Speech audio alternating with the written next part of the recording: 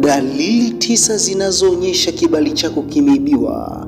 Kwa siku ya leo utakwenda kuziangalia dalili 9 ambazo ukiziona kwenye maisha yako basi tambua ya kuwa kibali chako kimeibiwa. Kipindi kilichopita tuliangalia maana ya kibali, lakini pia tukaangalia dalili za mtu mwenye kibali. Tulisema kibali ni mvuto au upendeleo ambao anakuwa nao mtu pale wakati wake wa kuinuliwa unapofika. Kwa kawaida kila mtu ana wakati wake wa kuinuka. Sio kila siku utalia na utahuzunika. Ipo siku utacheka, utafurahi, utaweza na utakuwa kama unavyotakiwa kuwa. Kwenye maisha kila jambo lina majira yake ya kutokea. Hakuna jambo linalotokea na kudumu milele. Ndio maana ukisoma kwenye kitabu cha Mhubiri sura ya 3 na mstari wa 1 imeandikwa nukuu, kwa kila jambo kuna majira yake na wakati kwa kila kusudi chini ya mbingu. Tunaona kila jambo kuna majira yake. Wakati wa kuinuliwa Mungu anaachilia kibali kwenye maisha yako, na kibali hicho kinaweza kaleta mvuto kwa watu ambao hata hukutegemea. Kibali siku zote huwa kinamfanikisha mtu na kinamrahisishia mtu kwenye njia ya mafanikio yake. Sasa kibali hicho kinaweza kuibiwa kwenye ulimwengu wa kiroho, na baada ya kuibiwa kibali hicho zipo ishara au dalili ambazo kiona unatakiwa utambue ya kuwa kibali chako kimeibiwa. Kabla hatujaendelea, nisiwe mchoyo wa shukrani. Napenda kuwashukuru watu wote mlio subscribe katika channel yetu hii ya Nguvu ya Maono Media. Hakika ninyi ni watu wa muhimu na wa thamani sana kwetu. Tunawaombea kwa Mungu awalinde, awatunze na awafanikishe kwenye kila jambo ambalo mnalifanya. Lakini pia kama wewe ndio mara yako ya kwanza kabisa kuungana nasi katika channel yetu hii ya Nguvu ya Maono Media na bado huja subscribe, basi nikupe pole, kwa sababu watu wote wenye akili na wanaopenda kujifunza tayari wamesha subscribe. Ili nawe uwe miongoni mwa watu wenye akili na wanaopenda kujifunza, basi hakikisha una subscribe kisha unabonyeza kitufe cha alama kengele. Kwa kufanya hivyo utakuwa miongoni mwa watu wenye akili na wanaopenda kujifunza. Hakika Nguvu ya Maono Media ni mgodi wa maarifa. Twende moja kwa moja tukaangalie dalili 9 zinazoonyesha kibali chako kimeibiwa. Dalili namba 1. Unaishi maisha ya kuhangaika sana. Kibali chako kinapoibiwa utakuwa ni mtu ambaye unaishi maisha ya kuhangaika sana. Tunajua mtu mwenye kibali huwa kinamsaidia na kinamfanikisha mtu kwenye mambo mbalimbali, lakini kibali chako kikiibiwa utaishi maisha kuhangaika sana. Utatumia nguvu kubwa sana kwenye kupata vitu, lakini kama kibali chako hakijaibiwa, basi kibali kitakurahisishia kabisa maisha yako, lakini pia kitakurahisishia kupata vitu ambavyo wewe haukuvitarajia. Kwa hiyo dalili mojawapo ya mtu ambaye ameibiwa kibali ni mtu ambaye anaishi maisha ya kuhangaika sana. Ni mtu ambaye anakuwa anatapatapa sana, anaishi maisha ya kuhangaika sana. Anaweza akatumia nguvu kubwa sana, lakini mwisho wa siku akajikuta narudi nyuma. Kwa hiyo hii ni dalili mojawapo ambayo inaonyesha kuwa kibali chako kimeibiwa. Lakini dalili namba 2. Kama umeolewa, mume wako hakupendi tena. Hii ni dalili mojawapo ambayo inaonyesha kuwa kibali chako kimeibiwa. Kwa mfano, kama upo kwenye ndoa, umeolewa au umeoa, unakuwa mke wako au mume wako hakupendi tena.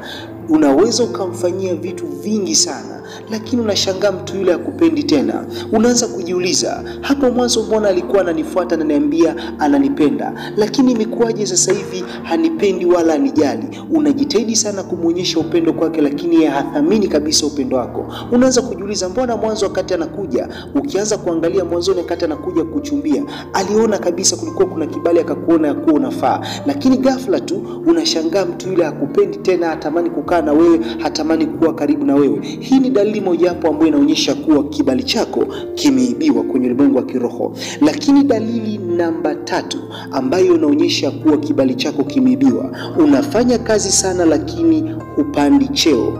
Hususan hii itawahusu watu wanaofanya kazi. Unaweza kujikuta unafanya kazi kubwa sana, kila ukijitahidi unafanya kazi hadi kwa muda wa ziada, unafanya kazi, lakini unashangaa upande hata cheo, unabakia pale pale, lakini watu wengine wanapanda. Ila ukiangalia wewe ndio mtu ambaye unajituma, kama kwenye taasisi wewe ndio mtu ambaye unajituma kuliko watu wote, unapambana sana mpaka unaamua kutumia muda wako wa ziada, lakini haupandi cheo. Unakuwa unajiuliza. Kumbuka, mtu mwenye kibali ni mtu ambaye anaweza kupanda cheo kwa muda mfupi, akapanda vyeo mbalimbali. Kwa hiyo dalili moja hapo ambayo inaonyesha kuwa kibali chako kimeibiwa, unakuwa ni mtu ambaye huwezi kupanda cheo.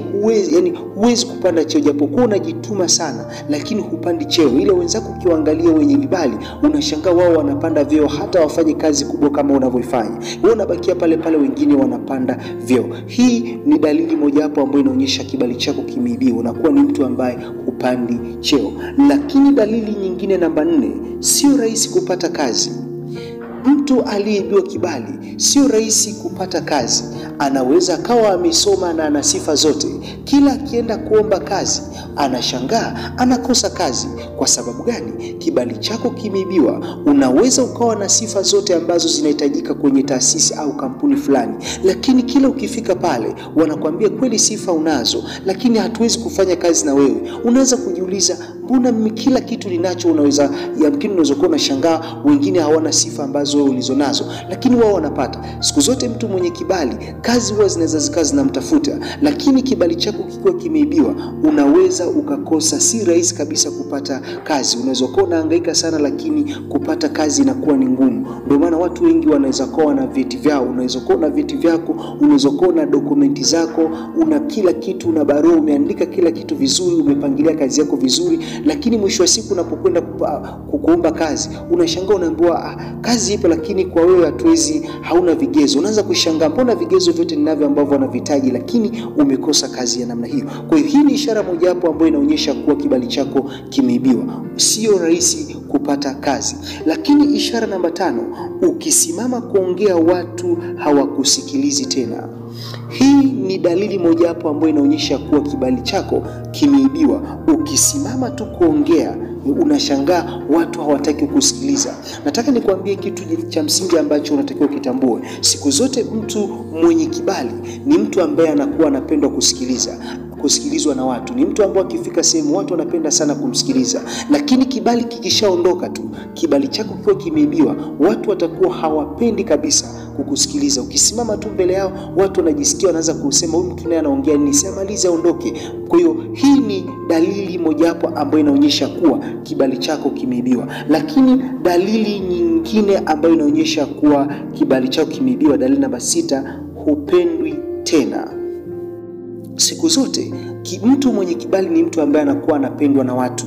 Anaweza kafika sehemu watu wakampenda sana, wakafurahi uwepo wake, lakini maana yake kibali kinaleta uwepo. Lakini unapokuwa kibali chako kimeibiwa, watu wale ambao ulikuwa unategemea wanaweza kukushika mkono, unashangaa wale watu hawakupendi tena, hawawi karibu na wewe.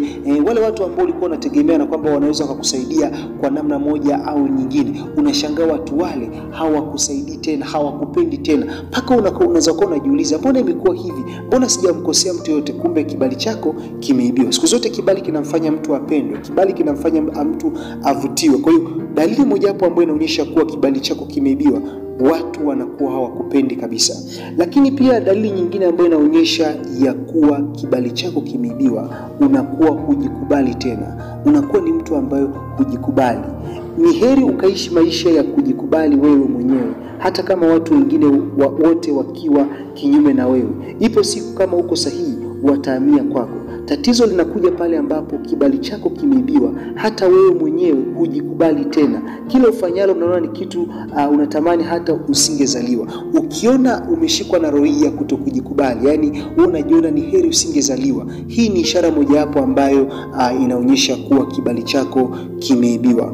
Lakini pia ishara au dalili nyingine namba 8 ambayo inaonyesha kuwa kibali chako kimeibiwa, biashara yako haifanikiwi. Kila ukijaribu sana kuanza biashara au kupiga hatua, unashangaa unarudi nyuma. Kila ukijaribu unashangaa kile kitu ambacho kama ni biashara au ni kazi ambayo unaifanya, unashangaa haifanikiwi kabisa. Hii ni ishara moja hapo ambayo inaonyesha kuwa kibali chako kibali chako kimeibiwa. Lakini ishara nyingine ni roho ya kukataliwa. Unakuwa unaandamwa na roho ya kukataliwa. Hii ni ishara mojawapo ambayo inaonyesha kuwa kibali chako kimeibiwa, roho ya kukataliwa. Kila ukifika sehemu, kumbuka nimesema kibali kinamfanya mtu watu wakupende, watu wakujali, watu wakusaidie. Lakini ishara ambayo inaonyesha kuwa kibali chako kimeibiwa ni roho ya kukataliwa. Kila ukifika sehemu, watu watamani kabisa kukaa na wewe, watu watamani kabisa kuzungumza na wewe. Hii ni ishara ya 9 ambayo inaonyesha kuwa kibali chako kimeibiwa. Unaweza kuwa unajiuliza, je, namna gani naweza nikarudisha kibali changu? Nitakufundisha hapo mbele. Endelea kufuatilia muendelezo wa masomo haya tunayofundisha, nitakufundisha, lakini pia tutafanya maombi ya pamoja ya kurudisha kibali kilichoibiwa. Ni matumaini yangu kuna kitu ambacho umejifunza, lakini pia kama kuna jambo umejifunza, tafadhali usisahau kulike video hii, lakini pia kushare video hii kwa watu wote ambao unawapenda. Mungu akubariki wote kitumia muda wako kushare link ya video hii. Tukutane kipindi kijacho na kutakia wakati mwema.